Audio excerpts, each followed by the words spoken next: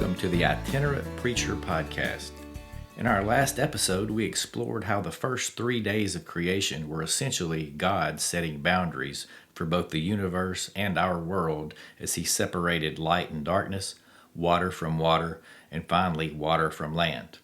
And then we discussed some biblical examples of abiding by boundaries that are set up on us by others, as well as imposing some boundaries for ourselves for our own personal welfare and growth. This episode is going to build on that theme and be a little more practical as we deal with setting personal boundaries in our private lives.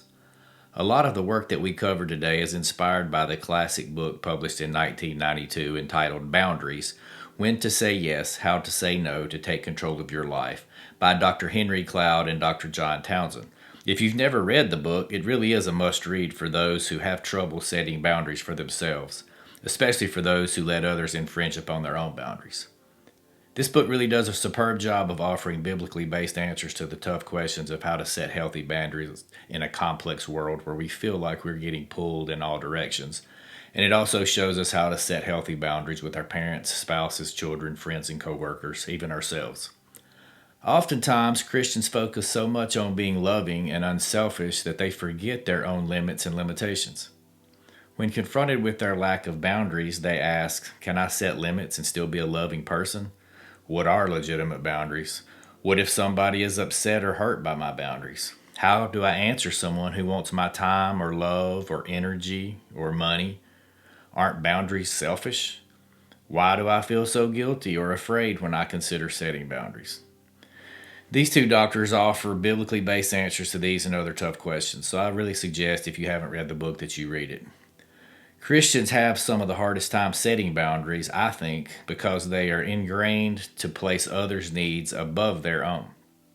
Passages from the Sermon on the Mount, such as the Golden Rule, which says, do unto others as you would have them do unto you, and also the instruction by Jesus to give to those who ask from you and do not turn away the one who asks to borrow from you, are incorrectly applied to mean that Christians should be doormats who allow others to walk all over them. The practice of setting poor boundaries and allowing your needs to go unmet does not promote Christian values or set a good example. In fact, it does the opposite.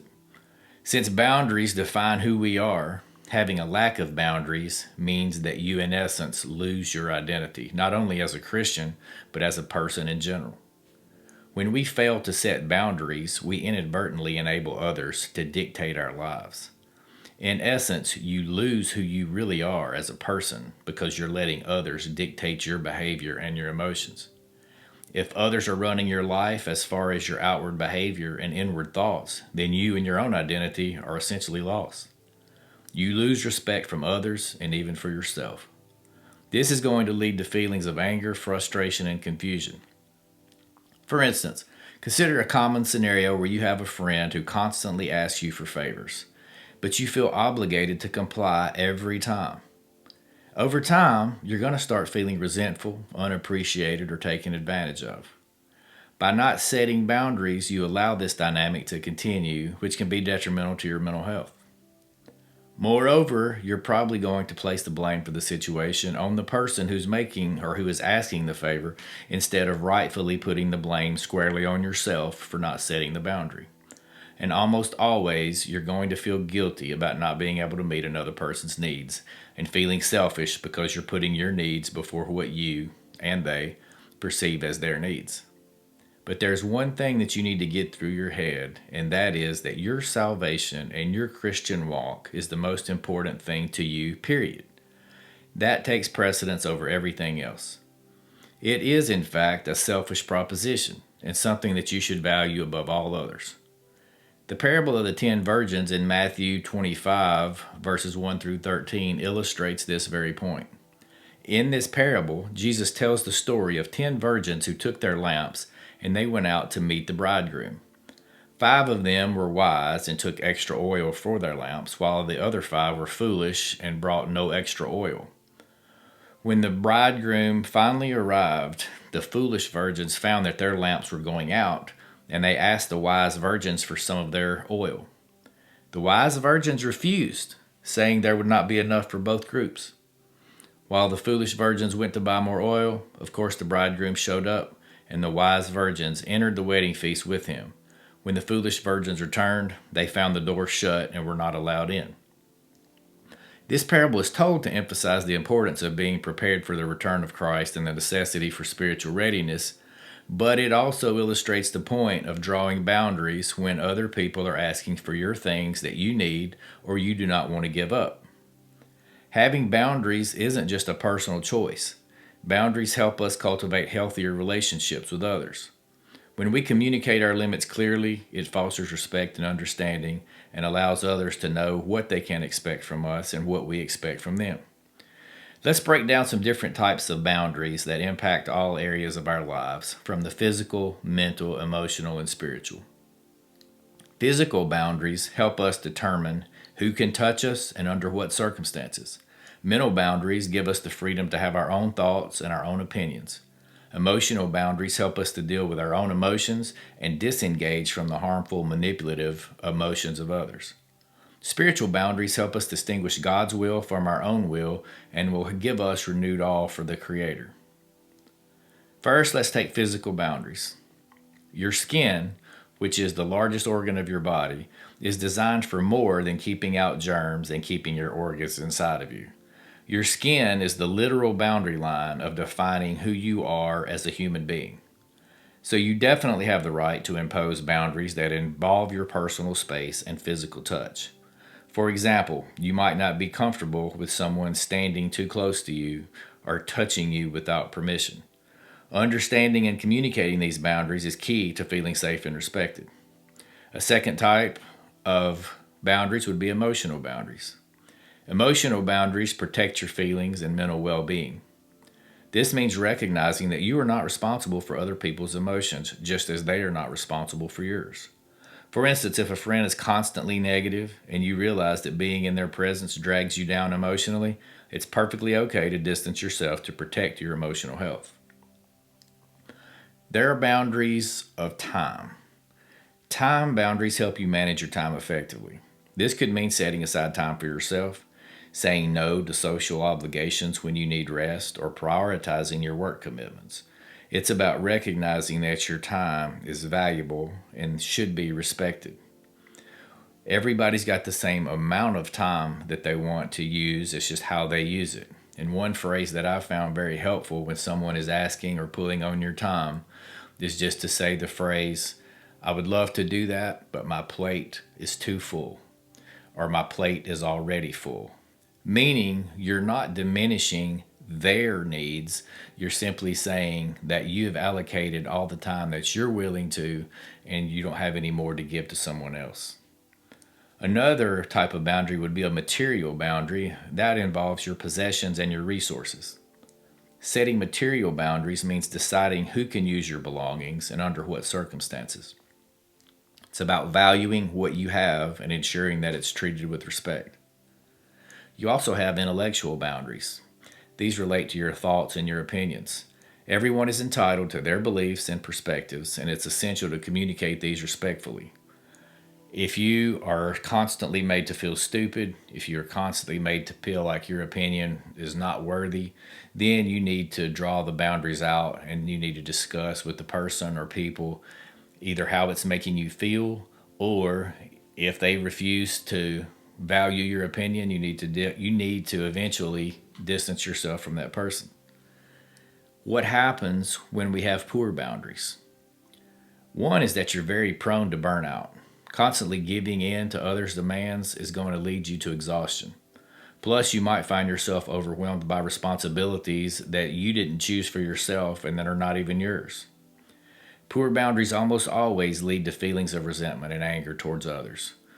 You might also feel that you're always sacrificing your needs for the sake of others, and that's going to lead to bitterness. Without clear boundaries, we're also going to be prone to confusion. It can be challenging to know where you and others begin without clarity. This confusion is going to also lead eventually to anxiety and stress.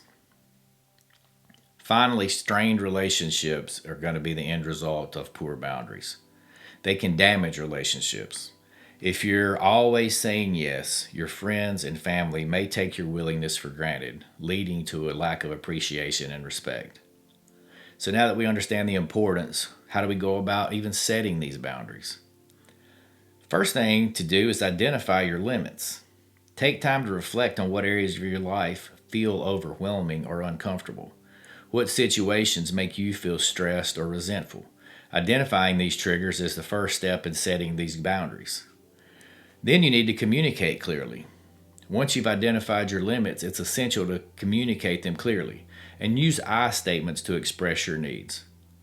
For example, you might say, I need some time to myself after work, which would be much more effective than saying, you always want to hang out after I get home, which sounds accusing and puts them on the defensive, as opposed to stating simply what your needs are.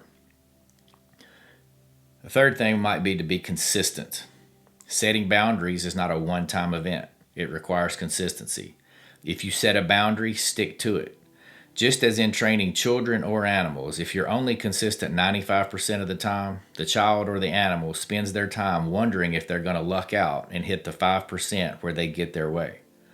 But once the line is established consistently and they know what the answer will be, all of a sudden they stop asking because they already know the answer. You can prepare for pushback. It's not going to be an easy task if you have been one to been flexible on your boundaries to set firm boundaries in stone. Not everyone is going to respond positively. Some will feel offended or push back against these limits, and be prepared for this and be prepared to stand firm.